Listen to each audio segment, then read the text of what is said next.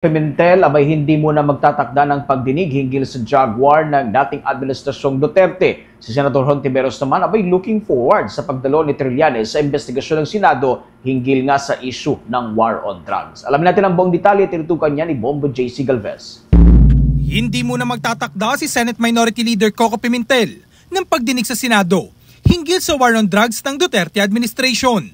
Ayon kay Pimentel, magkakasalaman ng pagdinig sa oras na mabigyan na ng contempt powers ang Senate Blue Ribbon Subcommittee. Anya, wala kasing kapangyarihan sa ngayon ng subcommittee na mag-issue ng subpoena at arrest order sa mga tatangging resource person na dumalo sa hearing. Dagdag pa ng minority leader, mag-iimbita lang din sila ng resource person na talagang may personal knowledge patungkol sa war on drugs campaign ni dating Pangulong Rodrigo Duterte.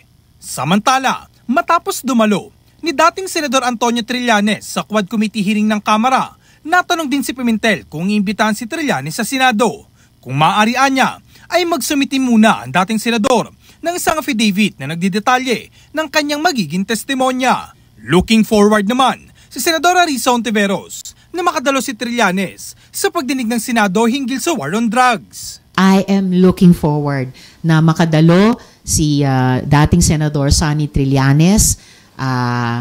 The way I am not looking forward na dadalo yung isang tao dyan, pero mabuti siguro kung dadalo siya ulit dahil siya po talaga yung front and center nitong war on drugs at extrajudicial killings.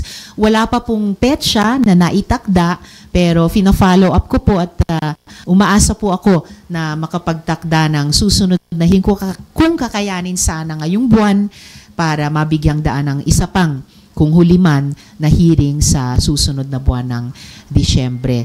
6 na taon po nangyari yan at sabi nga on the ground hindi pa talaga totally tumitigil, mas tahimik lang dahil di umano mas kaunti, pero basta EJ case, basta war on drugs, even one is too many.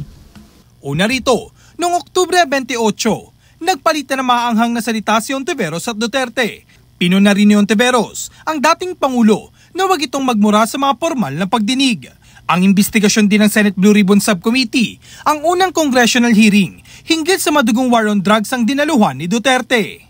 Para sa Bombo Network News, ako si Bombo J.C. Galvez, nag-uulat para sa #1 and most trusted radio network in the country, Bombo Radio Philippines, Basta Radio. Bombo!